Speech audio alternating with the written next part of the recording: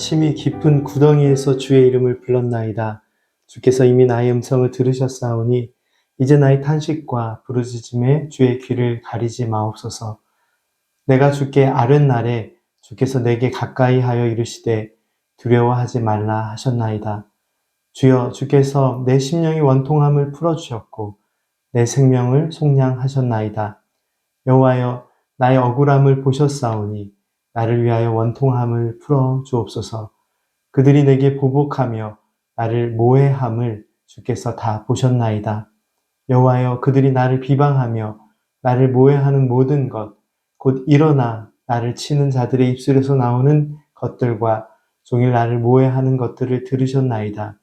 그들이 앉으나 서나 나를 조롱하여 노래하는 것을 주목하여 보옵소서. 여호와여, 주께서 그들의 손이 행한 대로 그들에게 보응하사 그들에게 거만한 마음을 주시고 그들에게 저주를 내리소서. 주께서 진노로 그들을 뒤쫓으사 여호와의 하늘 아래에서 멸하소서. 오늘 본문 말씀은 예레미야가 3장의 마지막 부분에 해당되는 말씀입니다. 지난 토요 새벽 기도를 통해 예레미야가 3장의 특징을 설명드리기는 했지만 다시 한번 간략하게 정리해 드리겠습니다. 원문 말씀인 히브리 성경을 기준으로 이 3장 말씀은 다른 장의 말씀들과 구별되는 특징이 하나 있습니다.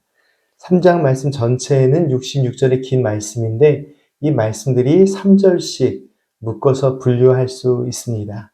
전체 66절의 말씀을 3절씩 묶어서 모두 22개의 단락으로 구분이 됩니다. 말씀이 구분되는 기준은 물론 내용으로도 그 구분이 가능하지만 1절부터 3절까지 히브리어 알파벳의 처음 글자인 알렙으로 시작이 되고 4절부터 6절까지가 또 한 단락인데 이번에는 두 번째 알파벳 글자인 베트로 시작합니다.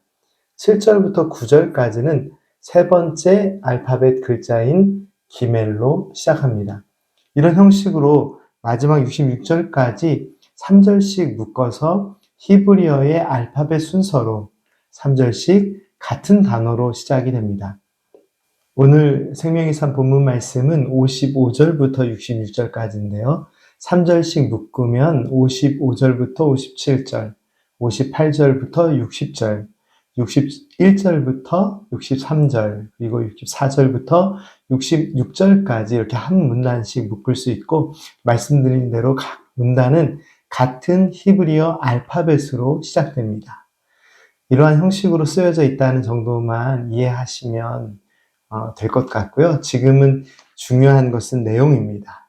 3장의 마지막 부분에 해당하는 오늘 본문 말씀의 핵심 주제는 여호와 하나님께 돌아가자입니다. 하나님의 뜻에 불순종하고 죄악된 삶으로 인해 하나님의 진노하심 가운데 놓여있던 백성들은 큰 환난과 어려움을 통해 고난의 시간을 보내지만 선지자는 하나님의 사랑이 변하지 않았음을 강조합니다. 그리고 여전히 변함없는 사랑으로 함께 하시는 하나님의 은혜에 감사하며 하나님께 돌아가야 함을 선포합니다. 55절 말씀은 주님의 이름을 불렀습니다 라는 고백이 있는데요. 깊은 한숨과 괴로움, 절망 속에서도 여호와 하나님의 이름을 부르며 하나님 제발 건져주십시오 라는 간절한 기도를 드릴 때 어떠한 일들이 일어났습니까? 57절 말씀은 주께서 두려워하지 말라라는 응답을 주셨다고 기록하고 있습니다. 슬픔과 괴로움에서 소망으로 큰 변화가 일어났습니다. 두려워하지 말라라는 주님의 음성을 듣고 이어지는 58절부터 60절까지의 문단에서 선지자는 이제 보다 깊고 구체적인 고백을 드리고 있습니다. 주님께서 내 마음의 원통함도 살펴주셨고 사망의 구덩이에서 생명을 지켜주셨음에 감사의 고백을 드립니다. 그리고 그의 삶에 남아있는 어려움을 고백하는데 내 심령의 원통함이라는 표현이 그 마음을 잘 표현하고 있습니다. 고난에도 참 여러 가지 종류가 있는데 억울하고 부당한 일로 인해 당하는 고통이 있습니다. 선지자는 이제 그 모든 어려움들도 살펴주시고 바르게 해주실 것을 간구합니다. 이어지는 61절부터 63절 말씀은 선지자가 당하는 고난, 그 어려움 중에서 특별히 정신적인 고통에 대해서 고백하고 있는데 무엇보다 힘들었던 것은 대적들의 조롱하는 소리였습니다. 63절의 내용처럼 앉으나 서나 잠시도 쉬지 않고 조롱하는 야유의 노래를 불러대고 있으니 그 마음이 얼마나 힘이 들었을까요? 이제 마지막 문단인 64절부터 66절 말씀을 살펴보겠습니다. 64절부터 66절 말씀은 하나님의 공의가 실천되기를 소망하는, 공의가 실현되기를 소망하는 선지자의 간구의 내용입니다. 하나님의 진노하심으로 인해 대적들이 이스라엘에게 내려진 심판의 도구로 사용되기는 했으나 대적들의 행위가 정당한 것은 아니었겠죠. 따라서 선지자는 이제 하나님의 진노하심을 죄악 가운데 있는 저 대적들에게 내려주시기를 간구합니다.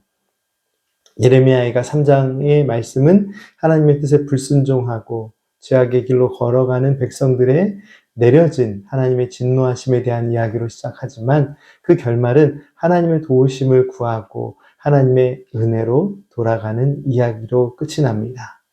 오늘 본문 말씀의 시작은 고통과 어려움 속에서도 하나님께 나아가 주님의 이름을 부르나이다 라는 고백으로 시작이 되었습니다. 그리고 이 오늘 본문 말씀을 포함하여 3장의 전체적인 내용에서도 확인할 수 있는 부분이지만 선지자는 하나님의 심판하심 속에서, 하나님의 진노하심 속에서 이스라엘 백성들의 죄에 대한 인식을 갖고 죄를 회개함과 하나님의 은혜를 구하는 믿음의 고백을 동시에 드리면서 새로운 회복을 기대하고 또한 간구하고 있습니다.